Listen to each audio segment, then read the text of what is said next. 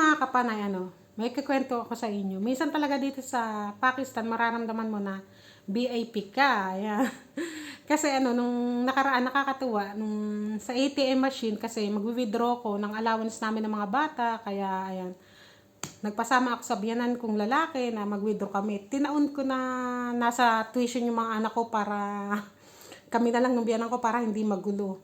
Ayun. Tapos, ayun, nung punta namin doon, nagkataon siguro na araw ng sahod ng mga tao. Kaya, ayun, nung pumunta kami doon, ay mahaba ang pila. Mga pang-7, pang-8 yata ako. Tapos, ayun, ang tagal pa nun lumabas ng mga nagwi-withdraw. Ewan ko ba, ang dai-dai nila pag pumasok. Tapos, ayun, nung nakita ako nung guard, excuse me, nung nakita ako nung guard, nakita niya ako, siguro napansin niya na ako yung ibang lahi na China, ayan, mukhang China, mukhang Chinese, ayan. Kaya nilapitan niya yung mga nasa pila, tapos sinabihan niya na paglabas nung nasa loob, ako napapasukin. Napaunahin ako at siguro nga kasi ibang lahi, kaya saka babae, ako lang kasi babae na nakapila pa, halos talagang mga lalaki pala yung mga nakapila. Alam babae, ako lang. Pero minsan naman may nagwi-withdraw na babae. Pero nung nagkataon na yun, ay ako lang talaga. Tapos, ayun, nung pinauna ako. Tapos, ayun, nauna na ako. Siyempre, pinauna, nauna, ayun. Tapos, nag-withdraw na ako. Tapos, naririnig ko sila. Nung papalabas ako, tinatanong nila, biyanan ko, na kung anong lahi daw ako. Tapos, ayun, sabi ng biyanan ko, Philippines. Philippine o hindi Philippine, Pilipini o Philippine ang sabi ng biyanan ko, ayan. Kaya, ayun, hirap silang bigkasin yung Philippines Kaya, ayun, ganun, Philippine. Dati nga ang banggit pa ng mga biyanan ko kasi hindi nila mabanggit yung Philippine o Philippine. Hindi nila mabanggit yan. Singapore, ayun, mas madami banggit. Singapore daw ako. Pag naman naririnig ko, hindi, sabi ko, ako, Philippines, sabi ko, from Philippines ako, sabi ko. Tapos, ayun, ngayon, nababanggit na, basta may pili, okay na yun. Masyala, sabi naman ng mga nasa pila. Tapos ayun, nakapag-withdraw na kami, nakaalis na kami. Minsan talaga dito sa Pakistan, lalo na pagka puti ka, yung mga American, ganyan. Dito halos libre lahat, pagkain, mga kape-kape. Pag may mga tourist dito ng mga foreigner, ayan, halos libre talaga sila lahat.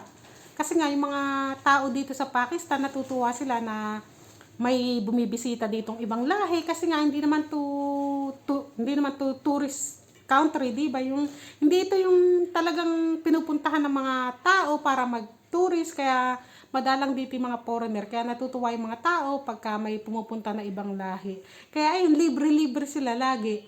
Pero pag ganito kasi itsura sa atin na mukhang Chinese, lagi napapagkamalang Chinese, ay nako, hindi tayo nililibre, napakadalang pagka nanlibre. Miss tataasan ka pa nga pagka pag Chinese, sabi tataasan ka pa ng presyo pagka Chinese ka. Kasi dito yung mga Chinese, sila, mga nagnenegosyo dito. Marami dito yung Chinese, mga nagnenegosyo sila. Lalo na sa bandang Islamabad, daing Chinese diyan. Kaya pag Chinese, hindi nila nililibre, madalang lang. Minsan ako pagka bumibili kami sa isang store, ganyan, binibigyan ako ng regalo ng may-ari, ganyan. Pero madalas talaga yung basta taas ang kanila. Pagka nga andito yung asawa ko, sasabihin niya, bili mo ko niyan, sabi ko, pag nakita ako nagtitinda, mamahalan. Sasabihin ng asawa ko, Mariam, mamaya, bumalik tayo na lang, wag natin isama yan, Chinese, sabi. At pagkakasama natin Chinese, ang mahal-mahal ng benta sa atin ng mga nagtitinda, sabi. Pag nakikita yung Chinese, kaya tayo na lang babalik, sabi ng asawa ko. Kaya, pag andito asawa ko, kahit sa sinasabi kong sasama ko, minsan hindi ako sinasama.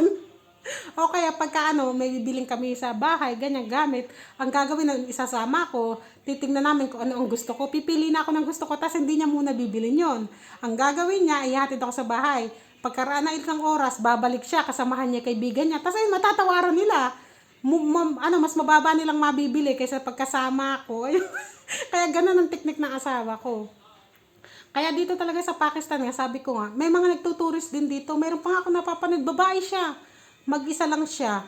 Tapos naka-single lang siya, naka-big bike lang siya. Iniikot niya buong Pakistan. Yung mga gamit niya nasa sasakyan, nasa motor niya lang. Tapos ayun, naman siya, okay naman siya dito, tas masayang-masaya naman siya. Pero hangga't maaari talaga, kung magtuturist ka dito, mas maganda may kasama ka. para mas maramdaman mo ba na safe ka, di ba? Eh lalo na dito, pagka pumunta ka, talagang pagtitinginan ka kasi nga iba itsura mo.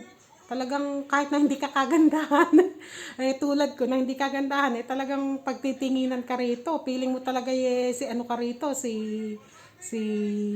Kim Chu. Kim Chu ka na mukha. Basta feeling artista ka rito, dahil mo pa artista talaga rin dito. Pagka ano, lahat talaga mapapatingin sa'yo dito. Kahit mata lang nakatingin, halatang halata na nila na ibang lahi ka. Kahit naka Ninja Turtle nga ako, eh. Ninja Turtle. Yung mata lang nakalitaw sa akin, alam pa rin na ibang lahi ako eh. Minsan nga pagka